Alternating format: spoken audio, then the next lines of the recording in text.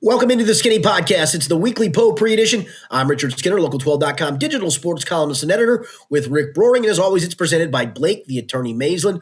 We got lots to get to as college basketball winds to a close. The Bengals opt not to tag Trey Hendrickson. Hunter Green's hurt again. Where do we start, Rick? Because we got a lot to get to. Well, we got to start with college basketball. It's that time of the year, and you still have me on the podcast, so you got to deal with college basketball talk to lead this thing off at least. But we do have some good topics this week. We also have to start with the Cincinnati Bearcats, Skinny. I mean, we were joking about this exact storyline 2 weeks ago, and now it's like full blown. We're in the midst of the exact scenario you were throwing out. I mean, they're not winning out. They did have the one loss, but they're pretty darn close. And even more impressively, they beat Oklahoma State by 91-68, and they beat BYU 90-68. I mean, they're blowing these teams out by 20 plus points. What do you think is the biggest difference? Because there are some clear changes that they've made to their lineups and what they're doing. Which one do you think is the most impactful? Well, I think the fact he's tightened the rotation up has helped a ton. You're giving your better players more minutes, and I think that lets them play through stuff. And I think you're playing more through Sham, and I think that's a smart thing to do. And all of a sudden, the light bulb's completely gone on for him. I mean, it's been a world of difference what he's done. Yeah, I mean that. I would say not playing Kerr Kriisa and Sean Abayev is actually the most impactful decision. It's like pretty clear your team just was not about the right things when those two guys were out there. Your strengths, what you do well as a coach, what the rest of your players do well, those guys didn't fit with that. And now that they're out of the mix and you have guys that are playing hard and are good defensively, I mean, this team is a completely different animal all of a sudden. Yeah, and you can say it was a gutsy move because that could make him lose Sean Abayev if he does stick around, and the kid decides, this isn't for me. But you had to do it. I mean, you had to make some kind of run like this to put yourself in position to maybe save your job. Yeah, I mean, Jalen Celestine is the other guy that his 3-point shooting, he's played pretty good defense in situations, but his 3-point shooting, he's had multiple threes in each of the last 4 games, I think, and he's hit like 4 threes in a couple of them. He's been a huge impact guy. And then you talked about Sham. He was the number 11 transfer portal prospect last spring, according to 24/7, when UC landed him. Obviously, he didn't play like that for most of the season this year, but all of a sudden down the stretch here, I don't know if he's number 11, but he's looking like a legitimate big-time portal piece, and that matters. Like, those are the types of guys you need to hit on when you go into this transfer portal and you spend a lot of money. You need those high-value, high-dollar guys to perform. And now that Sham's doing that for UC, and partly because I think the way they're playing and using him, they're a completely different animal. All right, so let's just play the game of they go to TCU and win, which would give them another quad 1 win. I still don't think it's enough to get them to leapfrog how many teams they're going to have to leapfrog. And let's face it, the committee doesn't seem to put any stock whatsoever on conference tournament. So even if you went and got another scalp in the conference tournament and maybe a couple more wins in the conference tournament, I don't think it's going to be enough in the end. It's going to probably be too little too late. I wrote a kind of a notes column yesterday involving the relitigation of Trey Hendrickson and what should they trade in the offseason, about Miami and should they be in already, and about has Wes Miller done enough to save his job. But Rick, if he does, again, let's argument's sake, they beat TCU at TCU. Let's just say they win 2 games in the conference tournament and lose to one of the upper echelon teams in not an ugly fashion. Has he done enough to say, okay, this thing's starting to click? He's finally figured out what has to happen to win in the Big 12. They ended up having a winning record in the Big 12. It's heading in the right direction. And as you and I know, if the AD believes that and a major donor or two are on board with that, he's sticking around.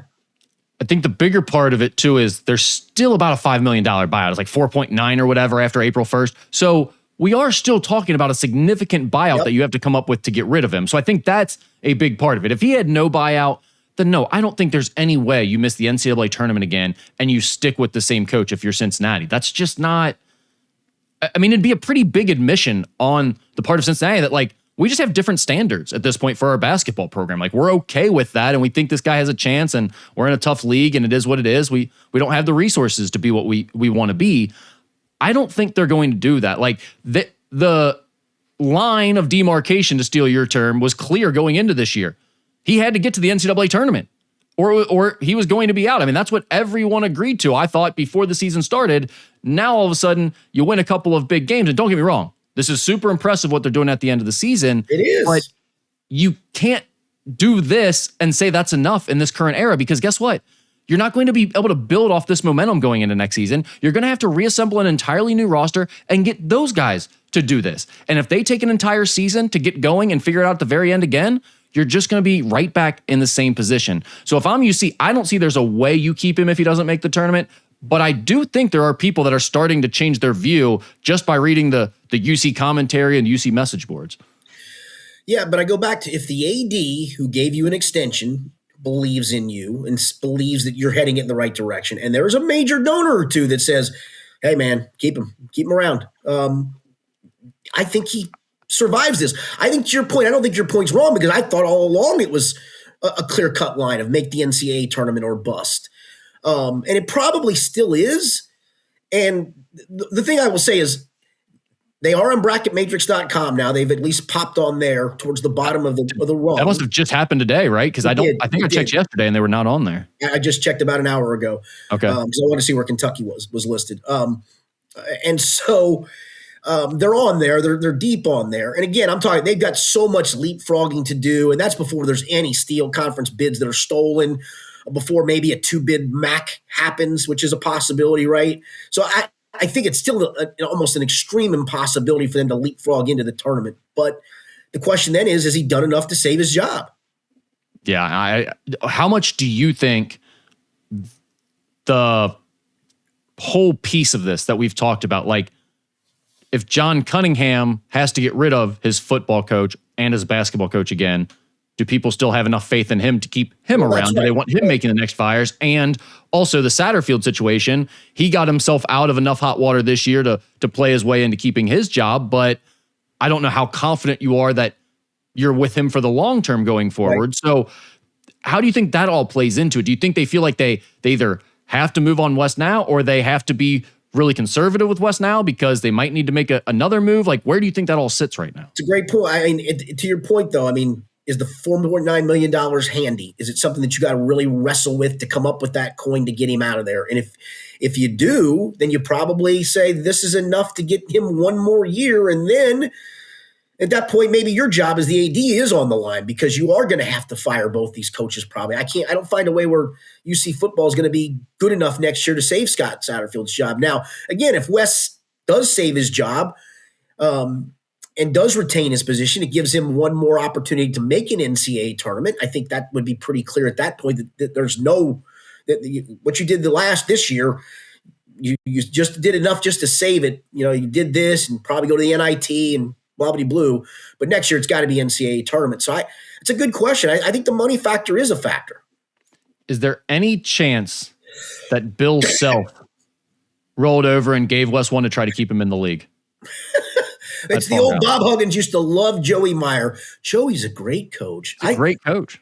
Joey's great. I love Joey. Yeah, you love Joey because you kick his teeth in. That's why you love Joey. The Big 12 coaches colluding to keep Wes's career going in the Big 12. Exactly. Here at the end. No, I don't believe that. I think Bill Self's got his own problems at Kansas at the moment. Yeah, I would agree there. But it's going to be fascinating to watch. I don't think UC can get into the NCAA tournament. I don't either. It just seems no. Granted, maybe they can win the Big 12. I don't know. The way they're playing right now, maybe they're that dangerous, so maybe that's at play, but I don't think they can do enough with what they have left to fight their way into the tournament, unless you get some just absolute collapses above them. But it feels like you'd need so many teams to play their way out that it's just not likely. This is so crazy because everybody gave up on them, and rightfully so, after the West Virginia loss, which was just 1 month ago. One month ago today. It's crazy how bad that spiral felt at the time and how different it feels now. It's also funny to look back that now, like, you're sitting here and your crosstown shootout lost to Xavier, which you never thought was going to happen this year. Eastern Michigan. Keeping you out of the tournament. And of course you have the quad 4 loss to Eastern Michigan is the real black mark on your resume. But man, it's a funny year to be a UC Bearcat fan. I mean, Wes Miller, if nothing else, has been an all-time content guy in Cincinnati sports. Yes, he has. All right. My Norse, NKU, has to go up to Oakland. They lose the Wright State game, but as I told you on this podcast last week, it's kind of what I wanted because I wanted no part of going to Green Bay on a one-off game, early travel a day earlier than the rest of the tournament was being played, and going up to face Doug Gottlieb and that Green Bay fan base that was all excited about their big turnaround. And as you saw, I mean, Purdue-Fort Wayne walked into a buzzsaw in the first half up there at Green Bay. I think NKU could have been victim to the same thing had they gone. Instead, they fall apart at the end of that Wright State game. They lose it. They get to go up to Oakland, who's been sputtering and is, in my opinion, a better matchup. They come out with an 85-84 win in a wild game. Oakland point guard Brody Robinson, Skinny, scored 36 points and made 10 three-pointers, and the show that he put on in the final 2 minutes and 15 seconds was about as good of a flurry from an individual score as you'll ever see at any level. I mean, they scored 25 points in 2 minutes and 15 seconds, and NKU found a way to hang on. So I went back and looked at the box and recapped, because the last score I looked at on my phone, and I was watching another game on TV and doing some stuff, so I didn't look until much later. I saw NKU 80, Oakland 67 late in the game, and I went, oh, good win for them. So about an hour later, probably at least an hour later, I go back to look at the score again. I go, oh, what the world happened here? It was the longest, 8 minutes. I think from the under 8 minute media timeout to the rest of the game lasted over 30 minutes. It was just, it took forever to play. And here's the thing. I mean, you look at that, if you just check the box score, you're probably thinking, oh man, what happened to NKU? Skinny, Brody Robinson was unbelievable for Oakland. He's hitting 40-footers. Guys are in his face. They're fouling him on three-point shots. He's getting and one threes.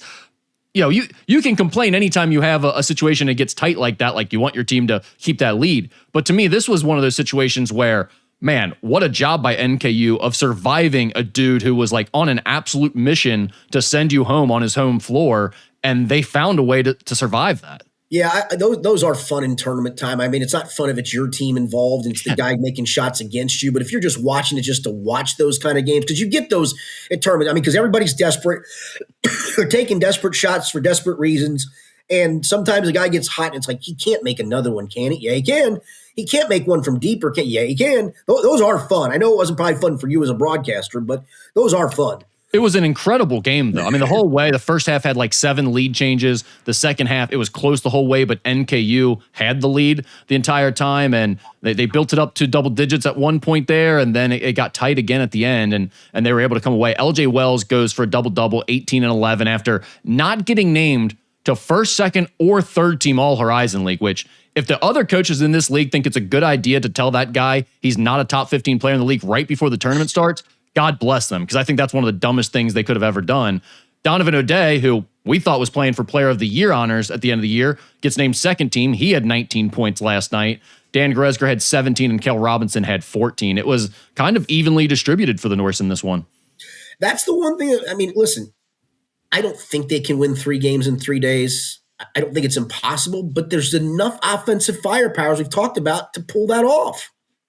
Yeah, and I mean, I think, Green Bay had that huge emotional win up there in their arena with all their fans, but now you're coming out to the field house out there in the middle of the Indiana State Fairgrounds where there's no atmosphere. You've got guys who have never been in that situation before. They won a couple of games last year. And I mean, most teams are kind of in that same situation now because of the transfer portal. You're not returning a bunch of guys from championship level teams or anything like that. But I think it's a totally different game for them playing at Indiana in a neutral site environment than playing them at their gym. And if you remember, NKU lost by 2 in a game up there where they fell way behind in the first half, came back, lost by 2, had multiple shots on the final possession that they missed that would have won it or tied it. And then in the game at NKU, it went into overtime. They end up losing by 3 in that one too.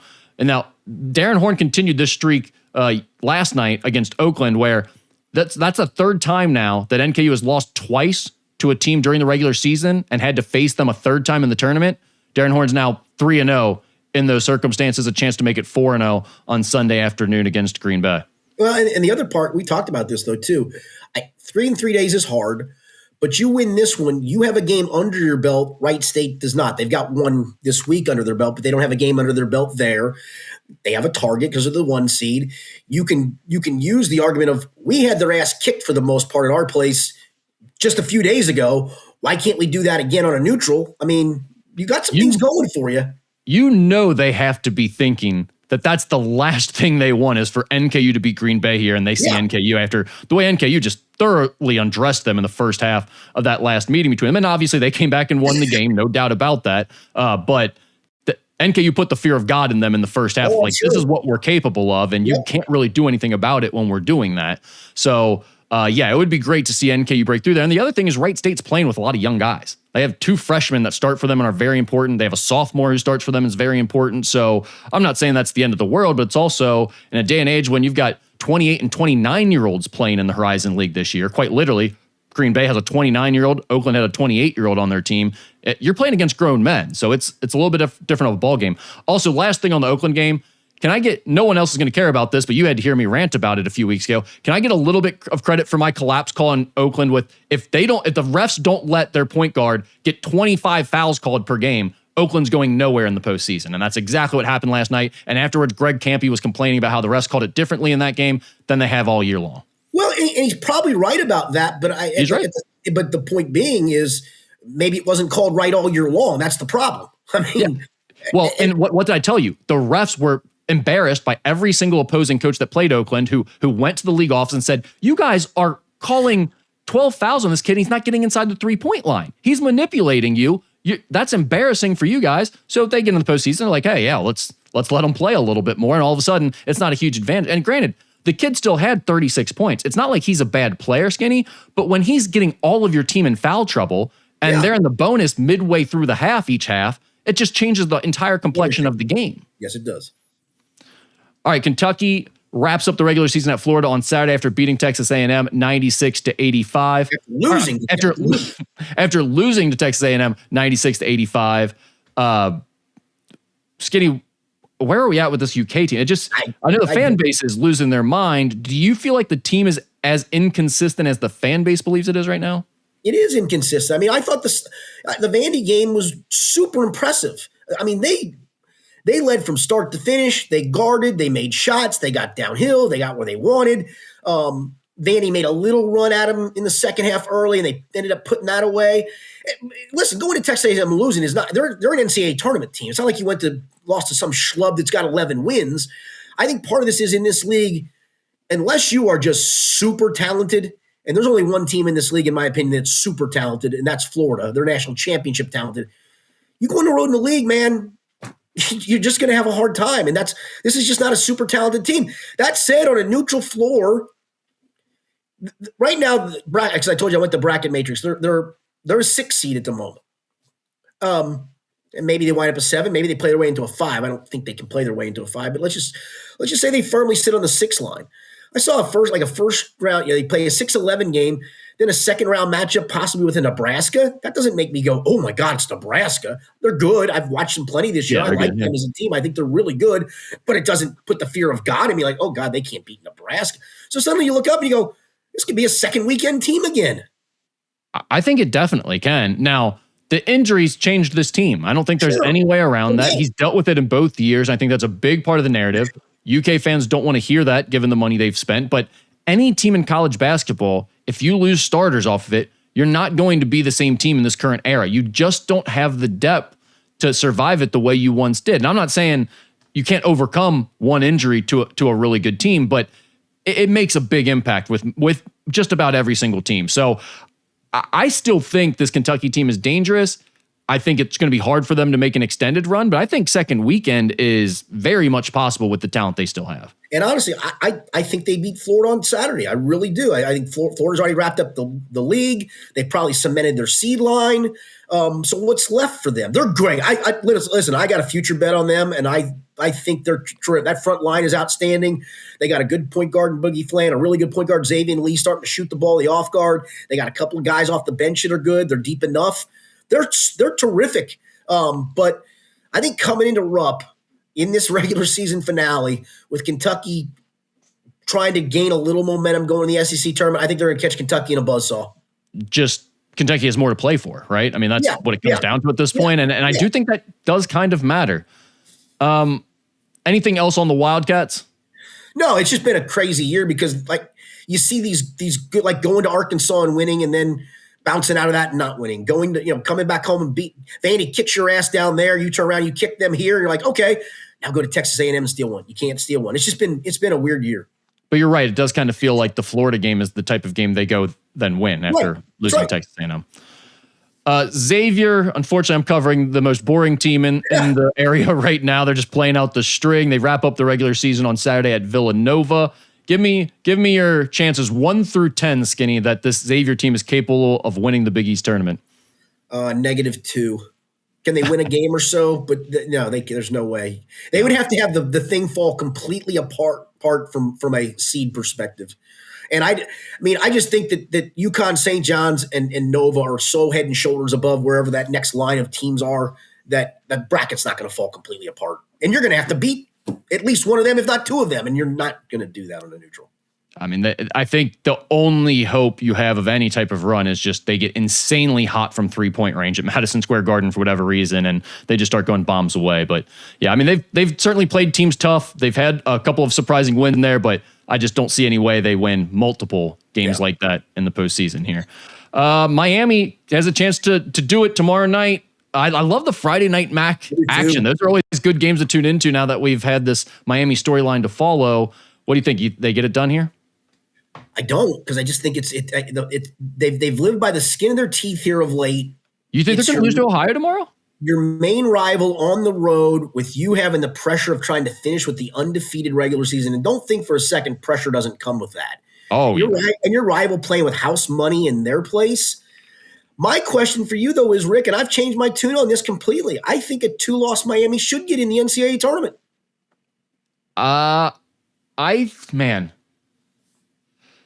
At that point, it gets tougher, but I'd still like to see them over a lot of the other teams we're talking about. But if we're talking about what the committee actually does, I think that throws it more into question. If they lose a regular season game and then lose in the tournament, then I think it's really in question whether they make it or not.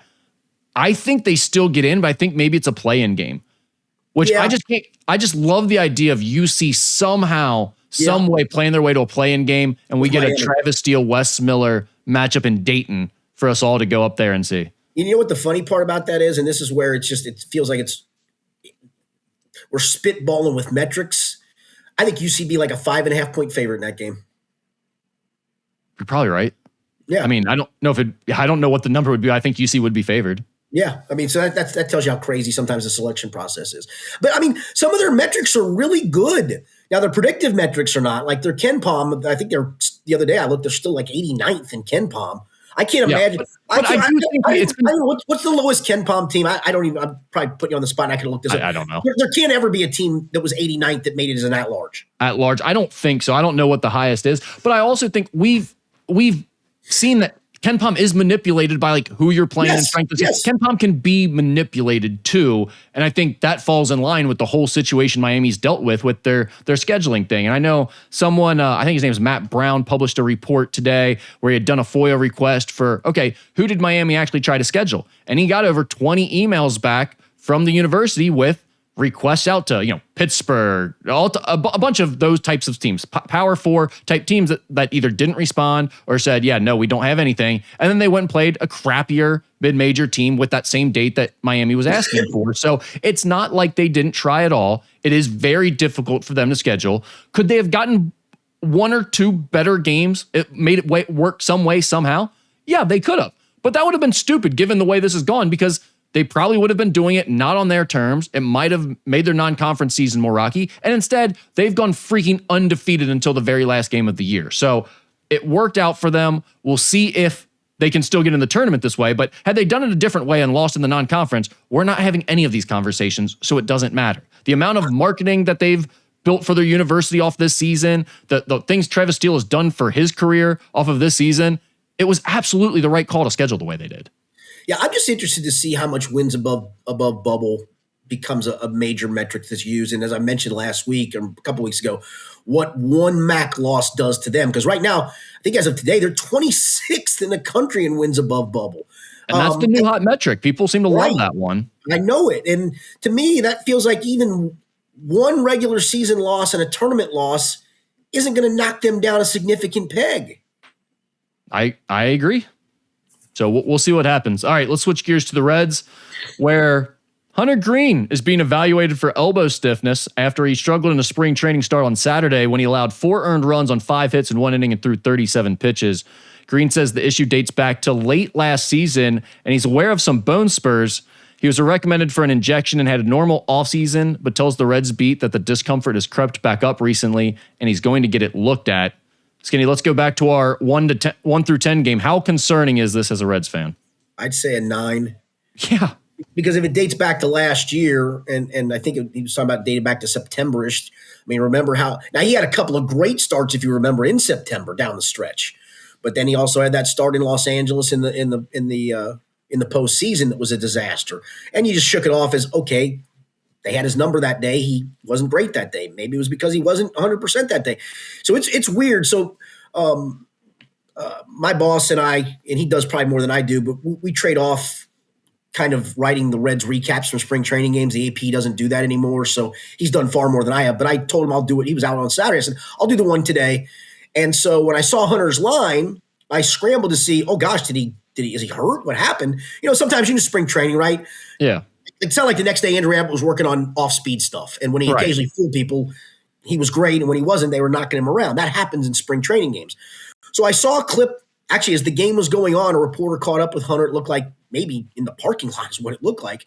And he just talked about, I was trying to fill the zone today. You know, I feel fine health-wise. And that's literally what I was looking for, to see if did something happen physically with him? Is there something wrong? And he said no. And so I just shook it off as, yeah, it's just a spring training. But then a few days later, he wakes up and he's got this. And it's just – and I don't want to go in that camp of, well, this is why they should trade him. But it's something every year with this dude at the moment. Yeah, I mean, 2024, he has the month off due to the elbow swelling. And then last year, he had the groin injury that kept him out for multiple months. I mean, his career high for starts in a season is 26. 26, yes. Yeah. His career after innings in a season is 150 and a third. I don't want to get rid of him at all, but when you say this is a 9 in concern level, I would agree. Like, he has a background of injuries, and also the fact that this was going on at the end of last season. Right. And it's not any better now. In fact, it's going to cause him to miss time to start this season. He's like, oh, don't worry. If we make a playoff push, I'll be available. Oh, great. That's the last thing I want to hear on March 5th, bud. Correct. So I'm going to see you sometime mid-August? Is it that bad? Right. I mean, he's just like setting you up for like, oh, yeah, this might need surgery and I'm going to be back in months from now. I don't know if that's the case or not, but it felt not great the way it came out. And I know they're going to do everything they can to dampen that reaction and be like, oh, no, he's fine. I don't know how anyone could feel that way.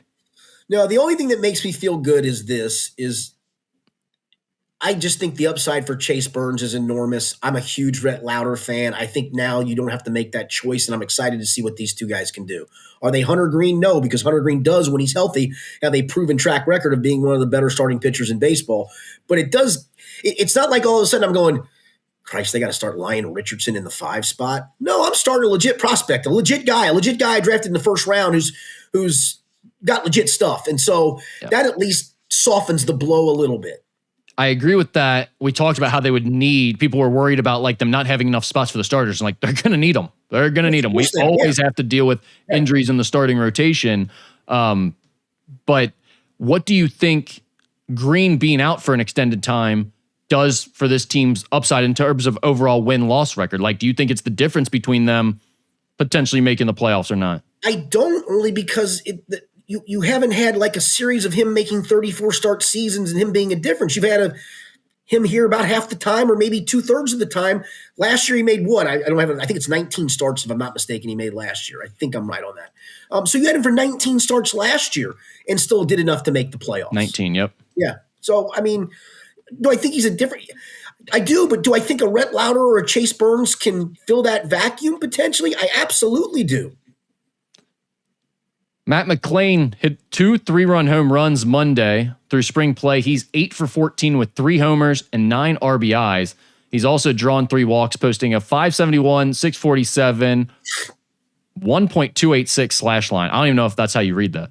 That's how you read that. It's insane. So his a good OPS, like an all-star caliber OPS players in the high 700s, maybe low 800s, and elite guys like a 900. His OPS at the moment is like 1.9.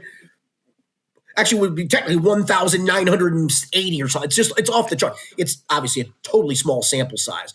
But I think the one number to look at, I mean, he struck out a lot last year in spring. I think 17 times in 55 plate appearances. And that probably should have been the first red flag. Now, he does strike out. Everybody strikes out nowadays. He struck out once in 14 plate appearances this spring. Actually, take back 17 plate appearances this spring. It shows you that obviously he's making more contact, and that contact is really going somewhere. I hate to go over the skis on spring training. I do. But it sure beats the alternative of going, oh, crap, Matt McLain just looks like the 2025 Matt McLain again. No, this looks like the 2023 version that got better over time. Yeah, and this is a guy you've been really high on since he got here, and obviously he had the down year last year, but the fan base is reacting to this spring training result as like it's a huge deal. I agree with your point of like, hey, let's wait and see. I mean, spring training results this early, especially a very limited sample size, don't mean much, but for a guy that went through the season he did last year, much rather see this than the alternative. Yeah, and I didn't see the home runs Monday, either the highlights, but from what I understand, I think one of them was to right field or right center. Like he took an up and away pitch instead of rolling over on it like he did a lot last year. He muscled that the other way. That's a good sign. I mean, I know the first game of spring, I was listening to it that he played. All three at bats, he hit the ball to the right side, 2 for hits. Like he's making a conscious decision to try to take some stuff the other way, and it sounds like the results are coming. The Reds also traded for Pirates reliever Kyle Nicholas in exchange for utility man Tyler Callahan. The 27-year-old Nicholas has thrown 98 big league innings with a 4.68 ERA. Just a depth guy here that maybe has a little upside? Just a guy. And that's all Tyler Callahan was just a guy. So, I mean, you traded just a guy for just a guy. You can never have enough depth. I don't know what the plans were for Tyler Callahan, if he was going back to AAA. And if he was, and you got a potential big league, at least depth piece arm, then good for you. You pulled off a good one. All right, let's switch gears to the Bengals, Skinny. The Bengals on Monday announced they have re-signed guard Dalton Reisner to a 1-year contract. According to Spot Rack, he can make up to $5 million with a $3.25 million contract, $1 million of it being guaranteed, and $1.75 million in incentives. This seemed like a no-brainer. We had talked about it multiple times, but I think the cool part of this came once it actually got done and everybody got to hear from Dalton Reisner about it, because that was a pretty unique press conference. I don't think you hear that very often. No, I mean, it was interesting, too. When we talked to him on Locker Cleanout Day, the Monday after the regular season finale, I mean, he made no bones about the fact that he loved being with the Bengals, glad he signed with them, would love to come back. He made a point of, hey, business can be business sometimes. And I think that's what probably dragged this longer than it should have. That, again, both sides are probably trying to get to a figure they felt comfortable. I always thought it was going to be somewhere in the $4 million range, and that's kind of where it fell. I mean, $1 million guaranteed, but he's going to make $3 million in salary and another 1.75 in incentives, and that's fine. That means he's played a bunch of snaps or played a bunch of games, or I don't know if it's going to be tied to a metric or anything like that. I've not seen what the incentives are, but it felt like finally, both sides got to a spot where it was comfortable for both of them. And listen, the offensive line over the last 10 or 12 games of the season, I think starting with the game at Green Bay, the first game Joe Flacco started, I think they wound up from PFF either 6th or 7th in the NFL over that time frame. I mean, I know they finished 28th overall, but that's a pretty significant step. And the eyeballs, I think, showed us that, right? I think like the eyeball test over that stretch with, excuse me, as I battle a cold. I think the eyeball test showed you that too, that finally they got the continuity of when Reisner went back in for Jalen Rivers at right guard and Dylan Fairchild got back healthy at left guard, and then Karras at center and the two guys that tackled it. That group with some cohesiveness and Scott Peters bringing them along. And I think Scott struggled early in the year with those guys. I think they struggled with Scott, the offensive line coach, because he's got some weird techniques and different techniques, and maybe they fought some of those things, but over time came to really believe in him and trust him. I think it's good to have the band back together.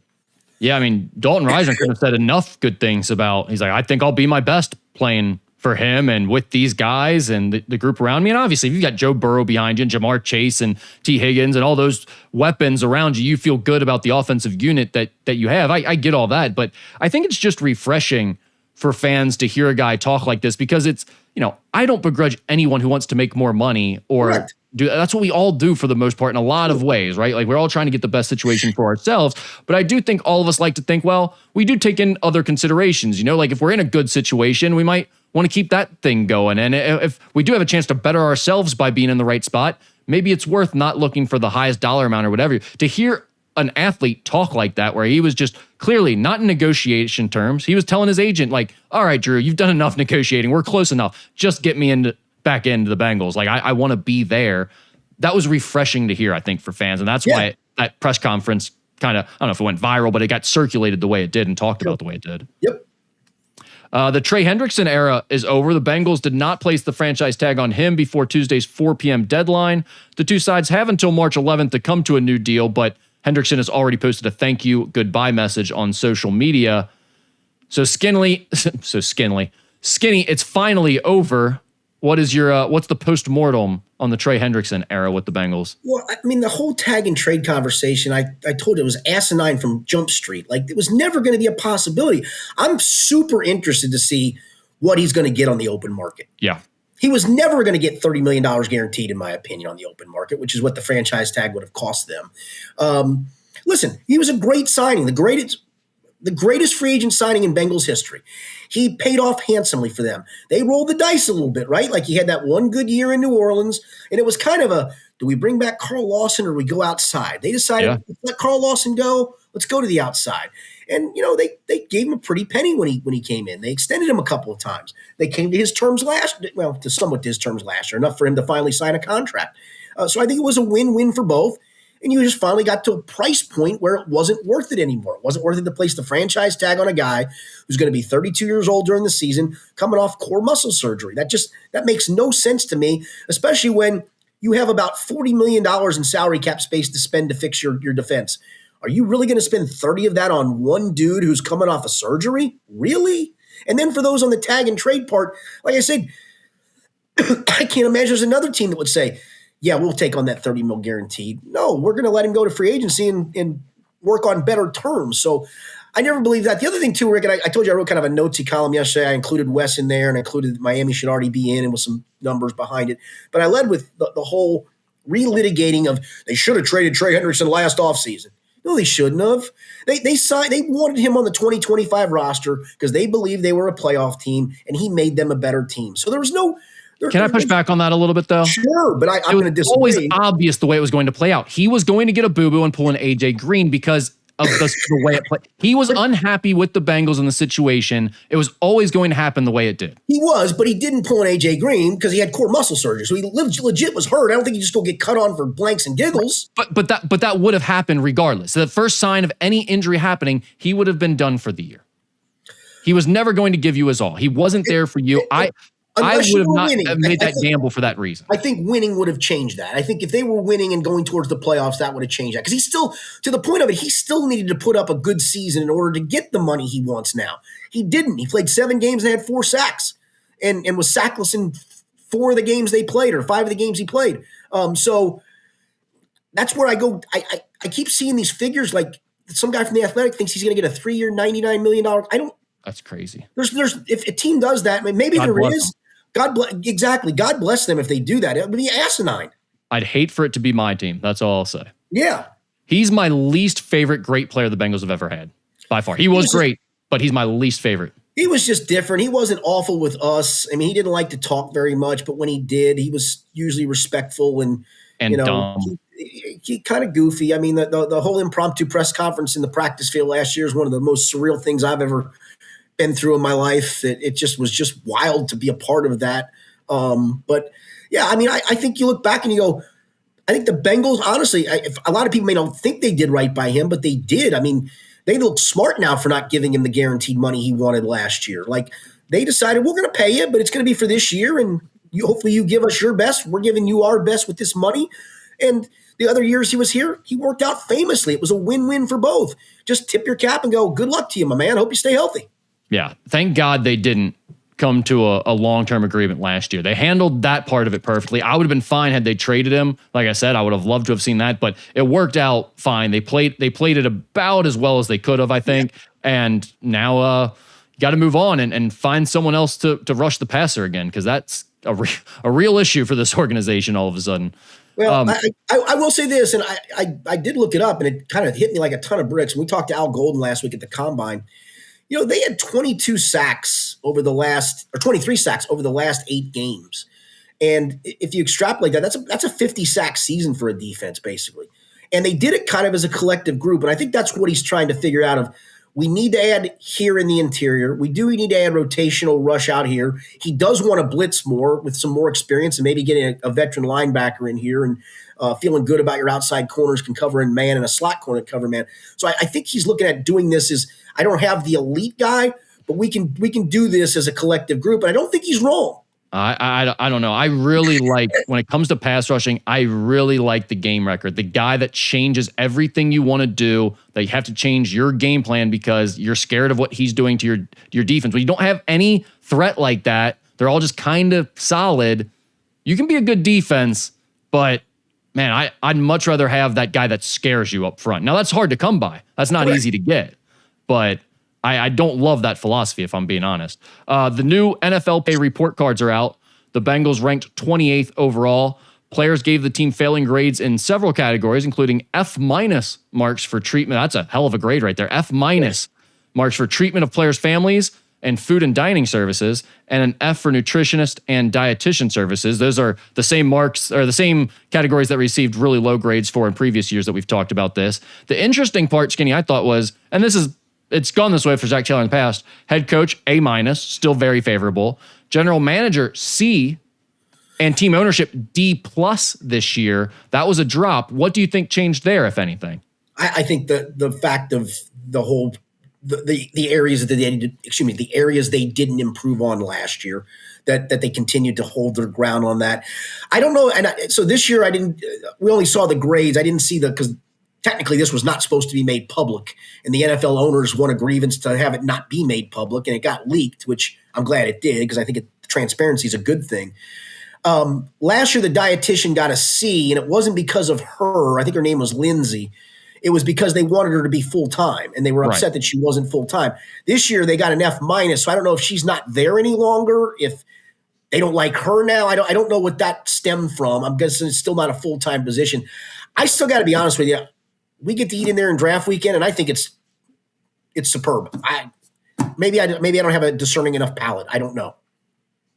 Isn't it more about the amount? Last year, wasn't it more about the amount of days that it's open, how often they're allowed to eat? And that could still be the case. Yeah, they and I don't blame them for that. I think they should have that open when the players are in the facility lifting, or for this or for that, that they should have that dining area open for them. Most high-level college programs have that. What I've heard about Texas's situation is unbelievable for their student athletes. So it's hard for me to believe the Bengals can't figure out and can't afford that part of it. I do like the fact they gave the general manager a grade when they technically don't have a general manager. Yeah, the general manager C grade. Do you think players are getting frustrated with Duke Tobin over the way things have been dragging out constantly? Or I don't know if they're lumping the contract negotiations that Katie Blackburn does. Is that part of it? Who do they eye as the GM is my question. Right. It has to be Duke, right? That's what we all say is the de facto GM. But I don't think Duke does any of the contract stuff. Is that maybe part of it then? It's a C because you don't really have a GM. You haven't defined that enough. Yeah. All right, the NFL on Friday informed teams that the salary cap for the 2026 season will increase to $301.2 million. The Bengals have over $50 million available in cap space now, ranking them 7th among NFL teams. Skinny, how excited should fans be about that? Well, again, keep in mind, chop $10 million or so off of that because it's not the real cap space, because you got to pay for a practice squad. You got to pay your draft picks. You got to pay to fill out your full roster. It's usually just the top 51. But let's just chop $10 million. Somewhere between 10 to 15-ish. Yeah. Let's just say it's $40 million. $40 million is going to buy you a lot of guys. They got a lot of guys they got to buy. They need a difference maker on the interior of the defensive line. They need a rotational edge. I asked Al Golden last week specifically, would you like to get a veteran linebacker who's been a starter in this league to use? And he said, yeah. He goes, the more pieces, the merrier. Makes us more versatile. I don't have to put Demetrius Knight up on the line as an edge setter anymore, or all the time like I did last year. And of course, we know they need at least one safety, and probably wouldn't hurt to bring in a slot corner to compete with Jalen Davis. So there's a lot to do. You can do a lot with that $40 million. You can do a lot more if you try to restructure Joe Burrow. All right. Any other thoughts? Anything else you want to throw out there? Do you have any Ask Skinny anythings? I didn't get any Ask Skinny anythings this nope, week. So. I got nothing other than, did you see the fight in the women's game? No, what women's game? College? It was Bethune-Cookman and somebody, like eight players were ejected. A ref got trampled. It was ugly. Hell yeah. Well, I guess I'll go look that up after we sign off here. Exactly. All right. I got nothing else. All right. That's all we got. For Rick Broering, I'm Richard Skinner. It's been the Skinny Podcast, the weekly potpourri edition presented by Blake, the Attorney Maislin.